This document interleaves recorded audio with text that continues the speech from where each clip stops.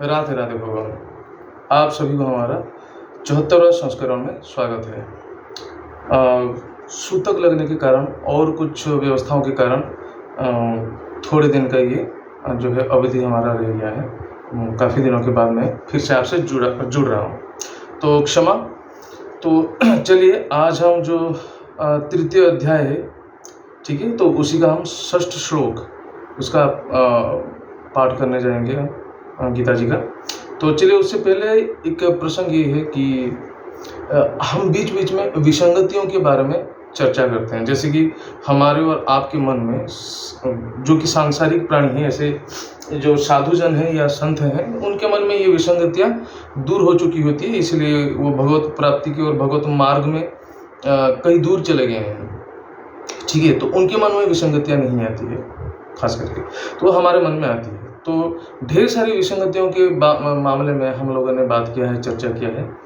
आज एक और विसंगति, जैसे कि शायद आपने सुना होगा कि लोग कहते हैं कि धन, सुख, पैसा, मोह, इसी के चलते ही हमारा संसार चल रहा है, और इसी का ही कामना अगर मन में नहीं रहेगी तो फिर हम आगे कैसे बढ़ेंगे।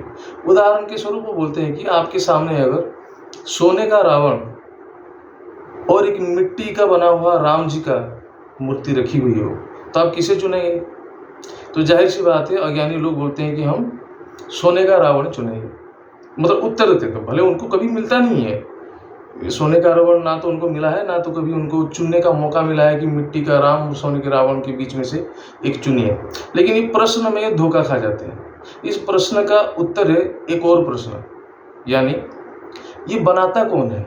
ऐसी विकृति किस शिल्पकार के मन में आती है जहाँ वो मिट्टी का राम बनाता है और सोने का रावण बनाता है? क्यों भाई? ठीक है ना, बनाना ही था तो सोने का रावण बना रहे हो तो साथ ही साथ सोने का राम भी बना देते, फिर देखते, सवाल पूछते कि सोने का रावण और सोने के राम में से आप किसको चुनोगे, है कि नहीं? दूसरी बात है, हम हमेशा गुणगान करते हैं, खलनायकों का गुणगान हम करेंगे।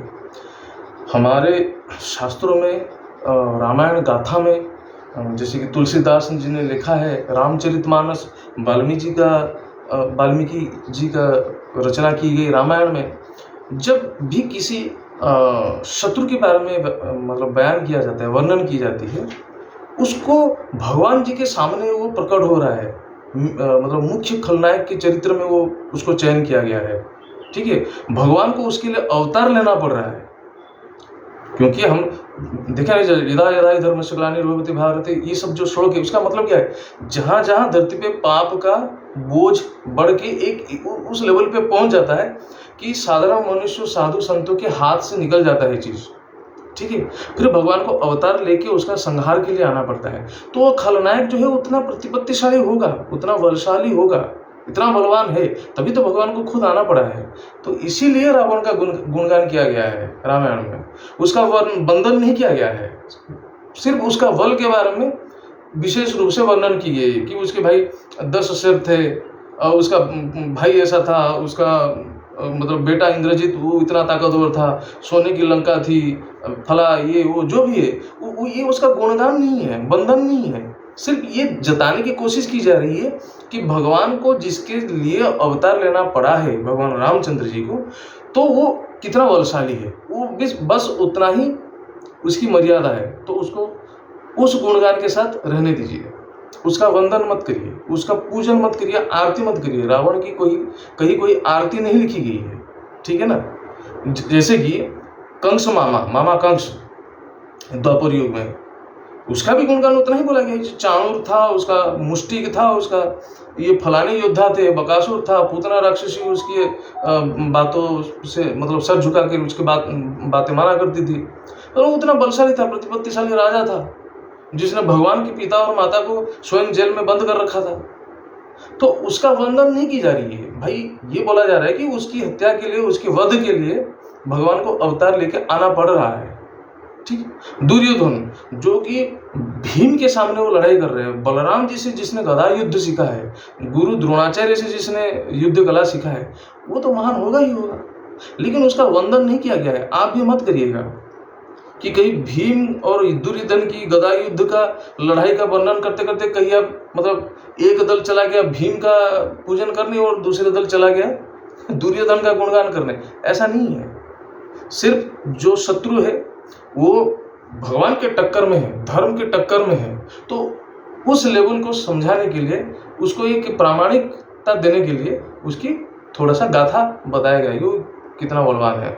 हम तो गुरु मानते हैं द्रोणाचार्य को, भगवान नहीं मानते। भीष्म पितामह इतने सारे सर को अपने मतलब जो तीर है अपने वदन में चुभने के बावजूद सरसज्जा में महीना महीना गुजार दिए हैं, इच्छा मृत्यु के वो धनी थे, फिर भी हम उनको भगवान मानने के लिए राजी नहीं है। कोई उनको भगवान नहीं मानता है, कोई उनकी पूजा नहीं करता है, आप भी मत करिए, ठीक है। तो ऐसी विसंगति वाली जब भी प्रश्न आए इस प्रश्न का जो जवाब है वो एक और प्रश्न के साथ उसको निपटा दीजिए, ठीक है। तो चलिए आप और हम शुरू करते हैं श्रीमद् गीता जी का पाठारंभ। ओम अखंड मंडलाकारं व्याप्तं येन चराचरं तत्पदं दर्शितं येन तस्मै श्री गुरवे नमः। शुक्लं वरधरं विष्णुं शशिवर्णं चतुर्भुजं प्रसन्नं वदनं ध्याये सर्वविघ्नोपशान्तये। नारायणं नमस्कृत्यं नरं चैव नरोत्तमं देवीं सरस्वतीं चैव ततो जयमुदीरयेत्।